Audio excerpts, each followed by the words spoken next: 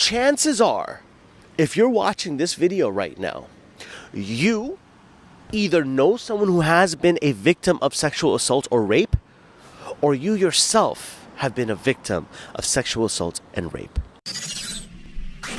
Way of life SQ, keeping it 100. Assalamu alaikum, welcome back to my YouTube channel. Before we get into this video about Daud Kim and how he was proven to be innocent through his alleged rape allegations that took place, I first want to start off by reminding you and myself, of course, that there's only about 90 or so days left before Ramadan, and depending on when you watch this, it's going to be less and less each time. So let's focus on making sure that this Ramadan is the most special one. And to do that, I'm trying to help out my audience, my community, such as yourself watching this right now, with the Asma'ul Husna, so the 99 names of Allah. We're on the 6th name right now, which is going to be really useful for this video, I promise you right now. And that name is Al-Khabir. Al-Khabir. Okay, so the 99 name of Allah that we're talking about today is Al-Khabir. That means the one who is fully aware of your most inner secrets and inner feelings. It's very similar to Al-Latif. Al-Latif is different from Al-Khabir, but Al-Khabir is more about he's aware of what you're going through or what you're dealing with. And with that being said, let's talk about what Daud Kim was going through.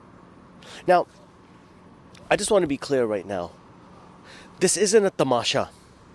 Sexual assault is a real thing, okay?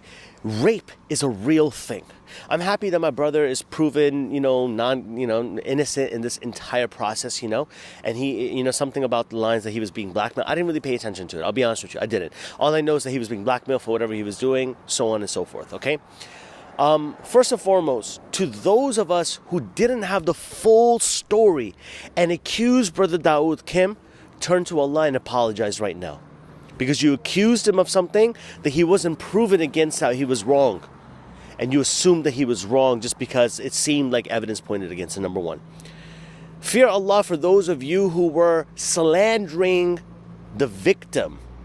People who are victims of rape. Not this specific one, because this person apparently turned out to be a con artist, right? But besides them, those who are slandering those who do get raped or are victims of sexual assault, shame on you. You have to understand that that's not our position as Muslims to treat people or to behave in such a manner like that. Okay, I brought some statistics with you because I wanted to use this Daud Kim incident, the fact that this video is more likely to get more clicks because of the title, to give you guys more benefit. So I wanted to give you the Ramadan benefit, the Asma'ul Husna benefit, which is still going to come later on more, and more benefit and learn and educate you about a little bit more about sexual assault and rape. Okay, so I brought some statistics that I wanted to share with you guys. Okay, and I want you guys to understand this. These statistics are based in America. This does not represent what's happening in India, which would be way worse.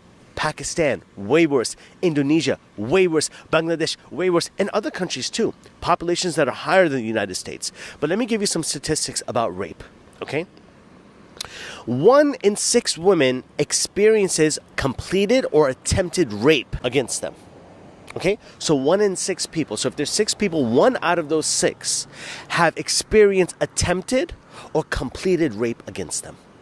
Keep that in mind. Okay. 1 in 3 experiences of sexual violence. 1 in 3 people experience some type of sexual violence. This is in America. So you could imagine in overly populated countries, like the countries I mentioned before, those numbers are way more serious. Let's keep reading some more. 8 out of 10 rapes happen by someone known to the victim.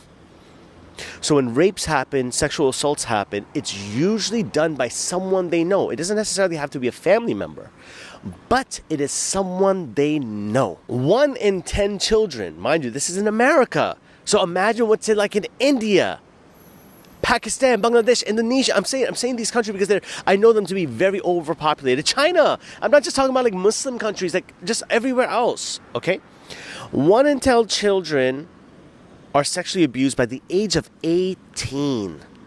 By the age of 18. Okay. Now, I want to continue with this for a second, right? And I want to show you another statistic right now. Chances are, if you're watching this video right now, you either know someone who has been a victim of sexual assault or rape, or you yourself have been a victim of sexual assault and rape. Okay? Now, the sister, whoever said whatever she said about Daud Kim, like legit made a mockery of something that's so serious. This shit is like serious. And, apparently she's blackmailing him or whatever the case might be. May Allah guide her. Like, this shit is not something to play, this is not something to cry wolf about. Like, this is serious, serious stuff. There's already a stigma within our community, within the Islamic community, of rape and not talking about it. Now you make it even more difficult by making it seem like, they're all liars. There's people who are already victim shamed. Now you're giving them more ammunition, like, they're liars. You see, they're attention seeking, they're clout chasing. When that's not true. You're making real victims of sexual assault look bad. Okay.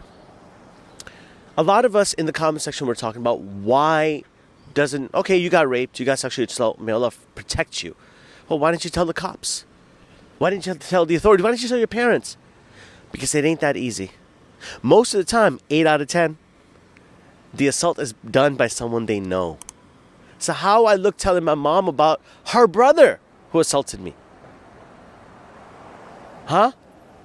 It's done by someone they know. That could ruin a family. There's reasons to why they don't. Let me give you some reasons as to why people don't, okay? 26% of people believe that it was a personal matter. 12% believe that it was not important enough to report. It's not important enough to report. They didn't want to report it. They didn't want to cause people harm. Like, it's not, whatever. Shit happens. Okay. 14% didn't want the perpetrator, the one who did the rape, to get in trouble. 10% believe the police would not or could not do anything to help. 5% reports, but not to the police. And 35% has a different reasons to why they didn't report. There's other multiple reasons as well too. Okay.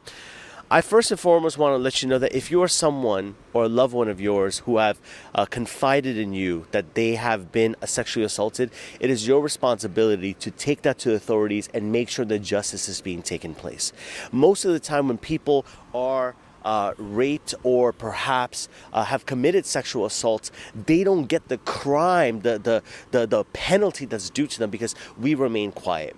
Remember, the longer you remain quiet about them, the more a sexual predator gains power and thinking that they're unstoppable. And it's only a matter of time before they harm someone else. So by you remaining silent, you are enabling them to do it again. And I know it's not easy to talk about.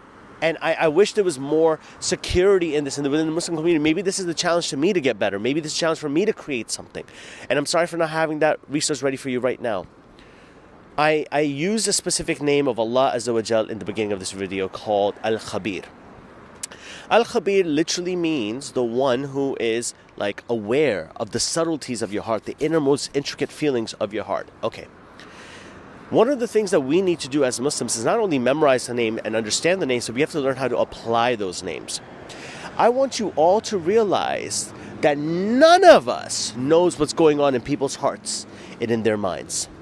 So it makes sense for us to apply this name by understanding, to give someone the benefit of the doubt, because we don't know the intricacies of their hearts and their minds and what they're feeling. And the second thing is, why don't we engage in more dialogue to understand what's going on? Why assume what's in their heart? Let's ask them questions so they can reveal information about their heart and it can be more therapeutic for them. That's how we can apply this name. So I'm challenging you guys, with about 3 months left to Ramadan, depending on when you watch this, probably even less. Let's challenge yourselves to get better. Let's challenge yourselves to get closer to Allah. Let's challenge yourself to stand up for justice. Let's challenge ourselves to, not worry about what's a taboo topic, what's not a taboo topic. Let's just talk about the things that matter the most. These are plaguing the Muslim communities. We need to address them. It's as simple as that. So this is your boy SQ signing off. I have nothing else to give to you guys. My du'as are with those who have been assaulted. My du'as with those who are actually getting harmed. And may Allah guide those who are crying wolf and doing it for the wrong reason and trying to trap people and blackmail people. May Allah bless Brother Daud Kim and everyone else who's watching this video right now. And may Allah grant ease to those who have been harmed through sexual assault, rape, or something of that nature. You're not alone. And I love you. I genuinely love you. And I pray that Allah subhanahu wa ta'ala blesses you and increases you as well too. And until next time, I'm out.